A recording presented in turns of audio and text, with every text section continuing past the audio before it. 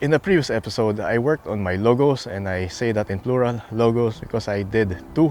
The first one being the bowl in the ground, which I made myself using rocks and pebbles. And the other one would be this circular sign here, which I commissioned my friend to do for me. I was also wondering what to do with this left side here, but I haven't really fully fleshed out the idea yet. So I think this time, let's do something different. I think it's time we did a garden tour.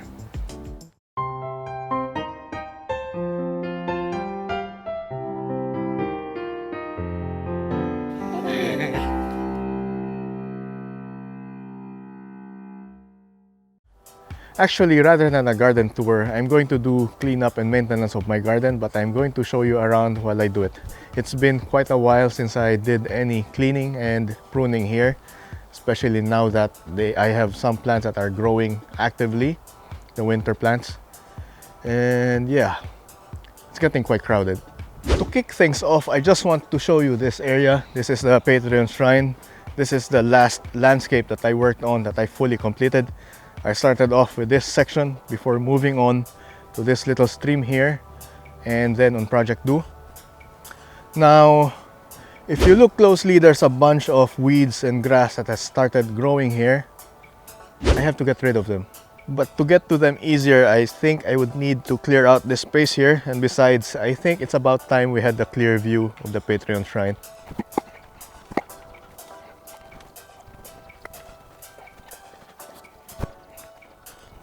Now that I have a better view, it would be a lot easier to remove the weeds. The reason the grass got here in the first place is because I topped up this area with new soil that probably has grass seeds or something like that. But otherwise they would not grow here because the soil that has been here for a while has dried out under the sun multiple times. That would have killed any viable seeds. Other than that, another explanation would be the winds, because we have strong winds and that could easily carry the seeds over.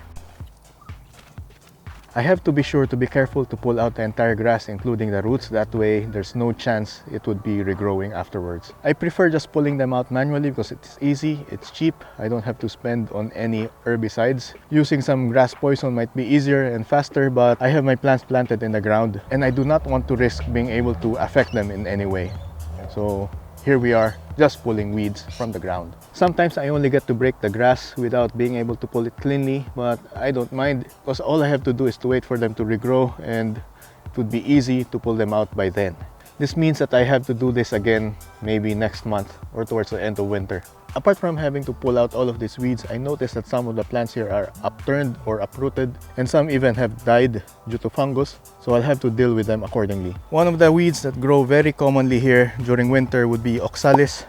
You have to be very careful to remove all of them before they start flowering because by then it would be too late and they spread around so quickly. After blooming, they spread out a lot of their seeds, which in turn produces lots of plants. The good news though is that this oxalis require lots of water and they die out quickly when dried out, which means that these things tend to thrive during winter only. I have a couple of options. The first one is to pull them out now before they spread, or just leave them alone through summer. Normally I would just do the latter since they would just die out when I do my regular watering routine. But in this case I have to remove them because as you can see I've got lots of exposed part of the ground and that is space that these things would enjoy and invade. So I better get rid of them now before they spread even further. Another thing you have to take note of is that once they mature enough, they create lots of tubers underground, which means that even if you pull them out, if the tubers in any way get left in the ground, they would regrow from those. So you would have to get them before they reach a certain maturity. In this case, they are starting to put out flowers, which means that they're getting there, they're almost there. But thankfully I got to them in time. So yeah, I better remove them now. But even if you fail to remove the tubers, just being able to remove the main plant that's above ground is good enough because it would slow them down and that would also give you some time to deal with them, you know. So by the time the next batch comes out, you would be able to make sure that they do not grow even further, and even you could buy a lot of time until summer. So when summer comes around, they would die quickly. Alright, now that I've removed the unwanted plants, the weeds, it's time to look at my own plants. I've noticed that a few of them here seem to have rotten out, and as usual it's just the imbricata. They have succumbed to root rot, And I suspect that's because of the soil, because I didn't replace the entire soil here. I just mix them in with new soil. So in all honesty, I was expecting a bit of that. Apart from the imbricata, the other plants that I placed in here are not affected by any of those fungus, which means that yes, there's no infestation right now. I could apply some antifungals if I want to, but I wouldn't waste it right now yet because it's still winter, we get a lot of rains, it's still cold, and the fungus aren't likely to be actively growing right now. The rain alone is reason enough why I should not apply it right now, because they would just be washed off and I would just be wasting money. So I guess I would have to wait until it starts getting warmer before I apply any pesticides and fungicides. Something else I've noticed is that some of the plants here, while they are still growing some roots, a lot of them are upturned, and this has mainly to do either with the wind or some of the birds. They're trying to dig around the plants, getting to the insects and the worms. So I guess all I can do right now is just to try to set them back into the soil. In this case, I'm just pushing them down. And yeah, hopefully they send forth the new roots once they actively grow and anchor themselves to the ground. No major dramas here. Here's an example of the imbricata that I mentioned with fungal rot. All I can do right now is just to remove it from the soil. And apart from that, I guess I'll just have to wait, allow this to fully dry out, and maybe once it gets warmer, place some antifungals here. Hopefully it doesn't spread to the others. It doesn't look like these are affected.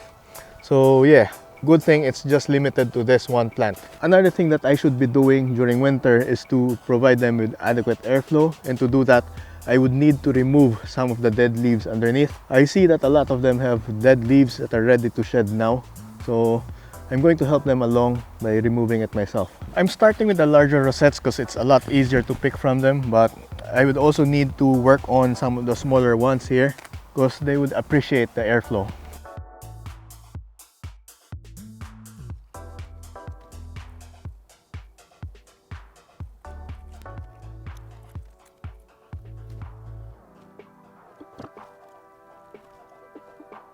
Surprisingly, not a lot of dead leaves on this imbricata yet. As you can tell, a lot of these dead leaves that I remove, I just find them by touch and by sound. I do not have to actually look at them.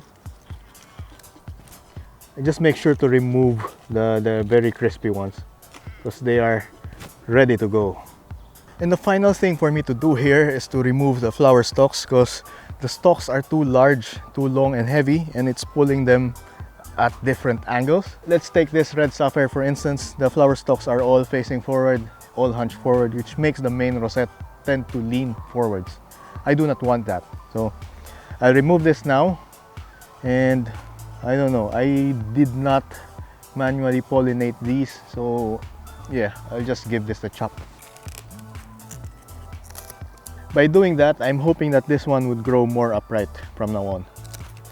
I made a video a while back about what you could do with the flower stalks, and I can't be bothered to do any propagations with them. Although I did try pollinating some flowers of this Zorro right here for my experiment, for my winter experiment. I'll be removing all of the flower stalks except for the Zorro because I want it to be completely pollinated, and for that I have to wait for the flowers to be ready. From memory, I only used this stalk. I can remember because I see the markings that I made. So I'll leave this intact. As for the rest of them, I'll be chopping them now.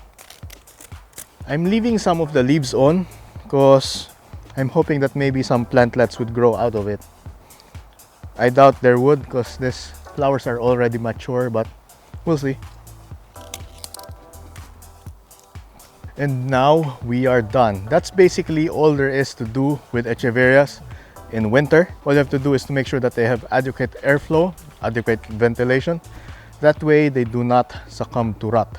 This is particularly important now in winter because they are not actively growing, they are dormant, which means that they are not using up a lot of the water that they have. And of course that means that in preparation you must make sure that your soil is well draining enough, or at least there's a mound that would allow excess water to run away from the soil. Unfortunately, that's all I have for you this episode. I'll give you the full tour next time after I finish working on Project Do, because right now that whole thing is a mess. So I'll see you in the next episode. Bye.